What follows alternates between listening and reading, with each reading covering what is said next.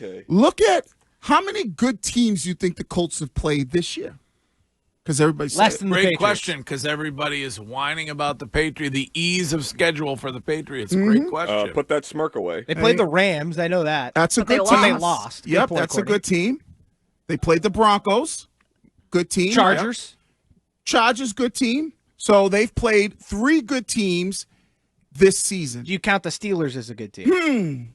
Jury's out on them. I'm hung on the Steelers. Colts lost that one too, though. Yeah, but I'm gonna go with 3 good ones. I'm still jury's out on the Steelers. Now, what about the Denver Broncos? I mean, They beat the Eagles. They beat the Eagles. Yep, I'd say that's a good team. They lost to the Chargers and to the Colts. Yep. So and I would say Chargers and Colts. So they played 3, and you.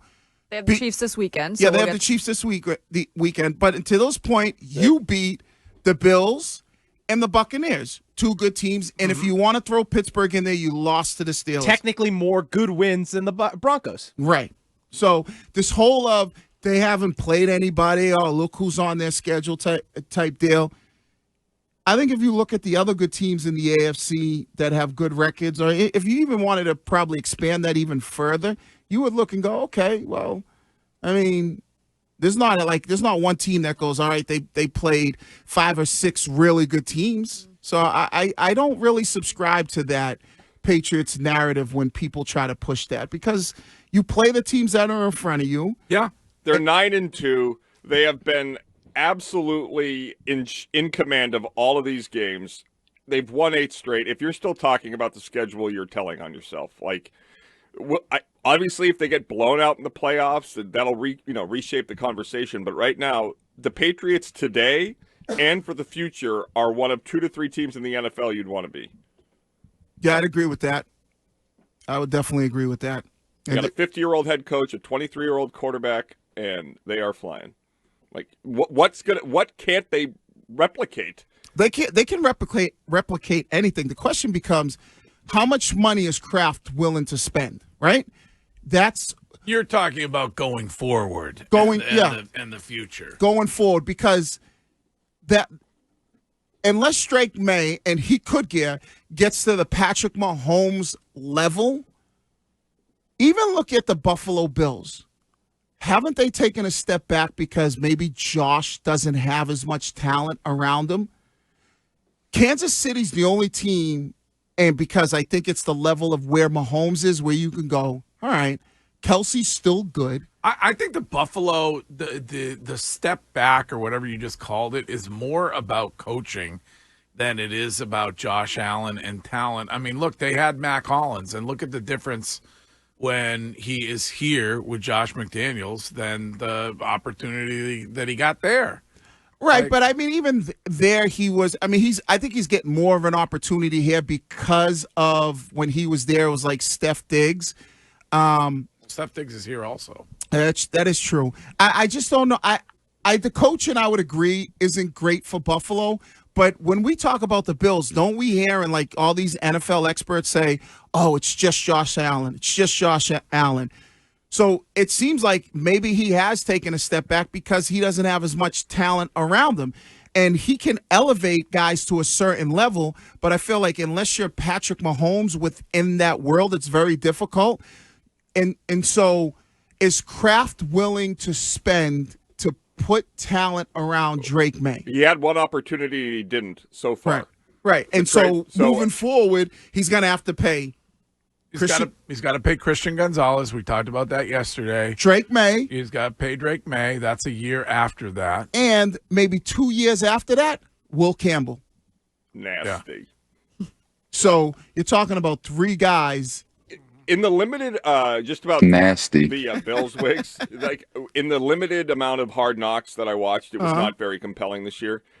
Everything about the Bills organization was entirely circled around protecting Josh Allen. Like the defensive coordinator, I don't know his name, was saying, don't get close to him. That's the franchise. Everybody, like literally everything was about that one person, which I think is diametrically opposed to the Patriots, which is they were trying to make sure Drake May stayed healthy, but it's far more of a collective approach than the Bills have done. Yeah, and I think that Vrabel gets credit. And Curtis, that's a good point because anytime we talk about, or anytime you hear anybody talk about the Bills, we do it, or you watch a game, Josh Allen can't do it on his own. Yeah. Right? They need more. They know why are they not getting James Cook involved as much. He needs more.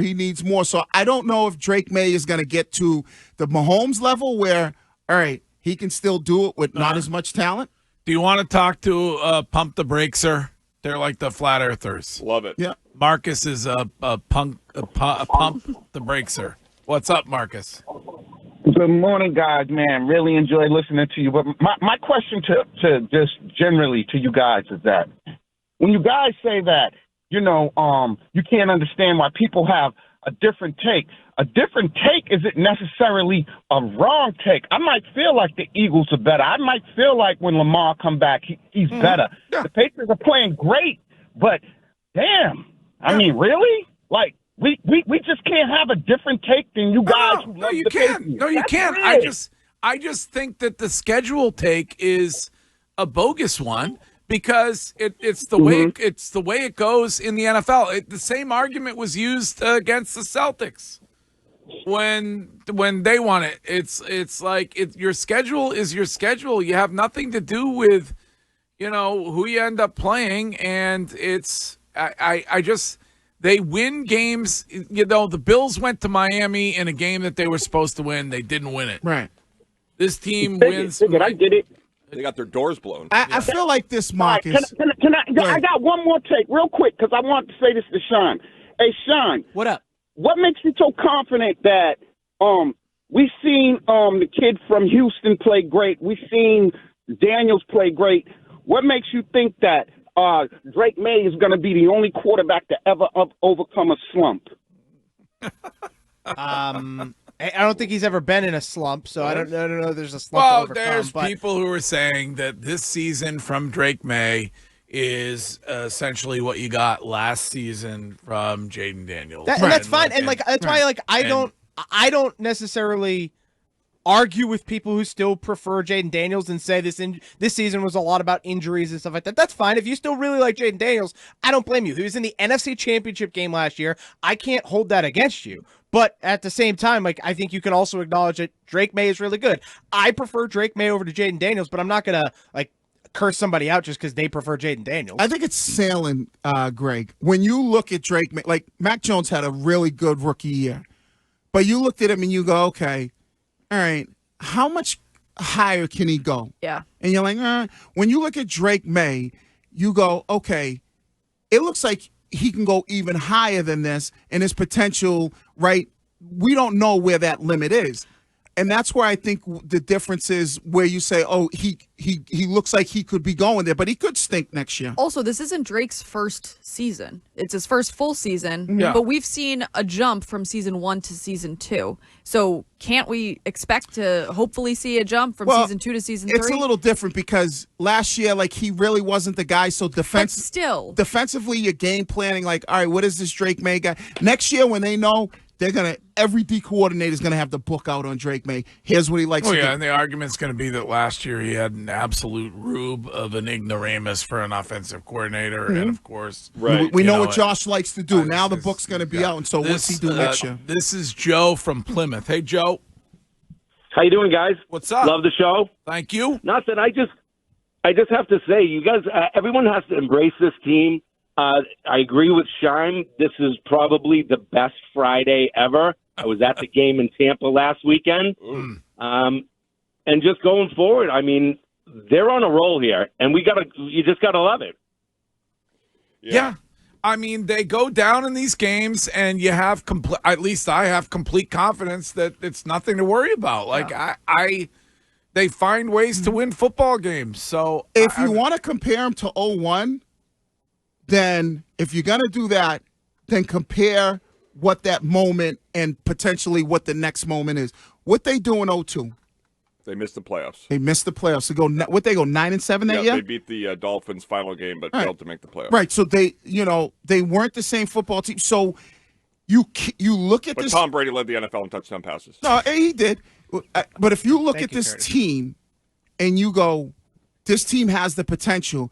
That's why I look at Vrabel and I look at those guys. You have to then snatch that moment and put a chokehold on it because we don't know what next year might bring. Maybe next year the league gets hip to Drake May and he's not as good and he struggles and we go, we've seen look at Justin Herbert. Like, we're like, oh, this guy's going to be great. And then it's like, oh, okay, he's okay. Well, so you don't know what the future's going to bring. So capitalize on the moment that you have. Right. Dr. Loeb said we were all going to be gone. But he's still saying it, by the way. He's up that flex time. Quick thing, though, about how people all of a sudden that don't like the Patriots are looking toward next year and enjoy this season. We're just getting started.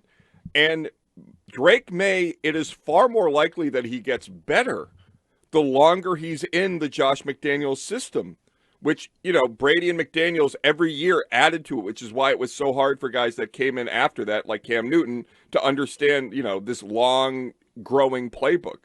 So Drake May and Josh are at the beginning of their relationship. And I think the thing with Drake May that allows for the continued success is that he's not a one-trick pony. It's not he's only good at, play action read or read option or any of that stuff. It's I can run the football as an athletic quarterback. We can get him outside the pocket, but I can also stand in the pocket, move up into the pocket, find guys downfield, keep my eyes downfield, attack deep down the field, layer the ball. Like, he can do so many different things that it becomes difficult for a defensive coordinator to just game plan against one guy because he can beat you so many different ways. Like, I mean, you look at what Todd Bowles did against him. Todd Bowles is one of the better defensive minds he's going to face all year. He threw a bunch of different stuff at him, and Drake May ended up coming out on top. Was it perfect? No, but he still found a way to win, and he's just going to improve on that as he goes along. Can we get, the Hardo talk? We have to do a Shime Hardo. Please. Layer the ball. Yeah, man, right. You got to layer it. What does that mean? Like, there's different layers to the field. You got to layer it over a linebacker. There's different levels. There's over the safety. There's the deep ball.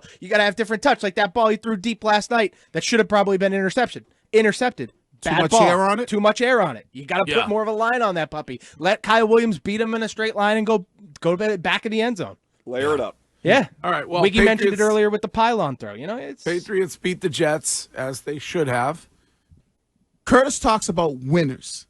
Guys that win at that level and want to consistently, the Jordans, the Tigers, the Bradys, the Kobes, they have this killer, rip your throat out mentality. Mahomes, step on your neck. I don't care who you are. I want to be the best. Even when I'm the best, I still am looking to rip your throat out because I don't think people believe that I'm the best. Does Drake May have that? And I'm not saying he doesn't.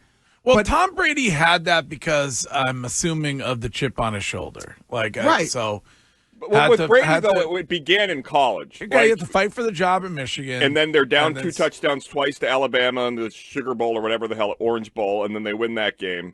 He was a winner in college, and that was the difference for me and Drake, was that he didn't have that opportunity.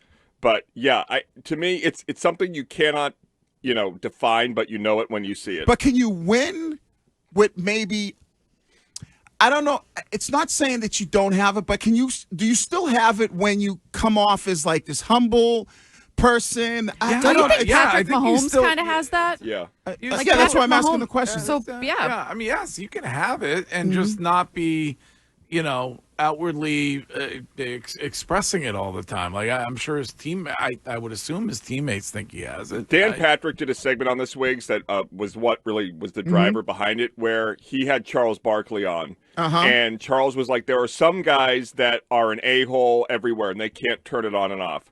And that's like Jordan. He's like, nobody's ever said Jordan, he's such a nice guy. He's just a great winner, whereas guys like Wayne Gretzky and Tom Brady are people that can be humble and, deferential. I think that Drew Brees, after the divisional round game in Tampa the year they won the Super Bowl, he beats the Saints, and after the game there's this beautiful video of Tom Brady throwing passes to Drew Brees' kids. And Shady McCoy told the story that he got back in the locker room after doing that. He's like, I killed that ass. He's looking like this magnanimous winner, but in the reality he was a stone cold killer. Well, I don't know, but I don't think it's fake when Drake does it. Like when he's asked about the MVP chance in Tampa, And he defers to they were probably for Baker. Like he did it last night too. He even said he's like, yeah, those were probably for Travion. He had 3 touchdowns. Yeah, I mean, I don't, but I don't think that's fake. Like fake humble. I think he's legit humble like that. No, he seems like a good old Southern country boy that has, is hospitable to everybody. But like honestly, he seems like the type of guy that if we're able to get Shime, and I know Courtney, you're working hard on this. Get him a catch. He would be like, all right, have him come up to Gillette. I'll throw the ball around. But I also think in retrospect, this is why he was the perfect pairing with Mike Vrabel. You see the culture that Mike Vrabel wants to instill, where this team is a family. He is the perfect quarterback to have at the head of that family, right? Where he constantly deflects to the rest of his teammates. He's constantly giving everybody else credit and praise, and he's not taking it for himself because it's not about him, it's about the team. And I think that's why him and Vrabel retrospectively pair so well together. And we did this, and Shime got a hard time with the conversation, but it's similar to what Wiggy began, which is that is Josh Allen someone where winning is the most important thing? Yeah, we did do that. Right. And if that's kind of what this is about, like, I don't know, but I do think it's a real conversation. Yeah, well, that's all I'm asking.